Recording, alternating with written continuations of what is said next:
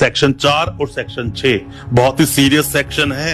इतना आसान नहीं है पॉक्सो केस को लड़ना, इसीलिए लोगों को सजा होती है, फिर आप हाई कोर्ट अपील लगाते हो, अपील डिसमिस होती है, फिर सुप्रीम कोर्ट जाते हो। इतनी लंबी सालों तक लड़ाई लड़ने से अच्छा है कि आप इस केस को बहुत अच्छे से प्रेजेंट करके अपने ट्रायल कोर्ट से ही बरी हो जाए।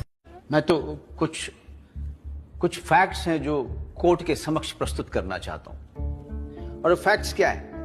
पॉक्सो कानून के तहत अगर अक्यूज ने 18 वर्ष से कम किसी पीड़िता के प्राइवेट पार्ट को भी टच किया है ना जनाब, तो वो रेप 376 के अंतर्गत आता है। उसके लिए जरूरी नहीं है कि पेनिट्रेशन या इंसर्शन हो, है? और ऐसा मैं नहीं कह रहा हूं, ये यहां लिखा है। I know what POCSO says. तो चांदवानी साहब, आपको यह भी पता होगा कि पॉक्सो कानून सेक्शन 27 हमको इस बात की इजाजत देता है कि पीड़िता का मेडिकल एग्जामिनेशन FIR से पहले कराया जा सकता है, बशर्ते वहां पर किसी महिला पुलिसकर्मी की उपस्थिति हो और किसी रिश्तेदार की मौजूदगी।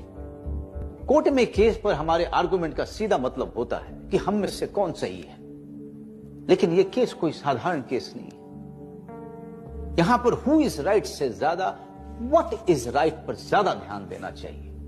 एक नाबालिग लड़की को, नाबालिग पीड़िता को बालिग ठहराने की कोशिश की जा रही है और एविडेंस के नाम पे सन्नाटा और हवाई और चिकम चिल्ली। सेक्शन 4 और सेक्शन 6 बहुत ही सीरियस सेक्शन है।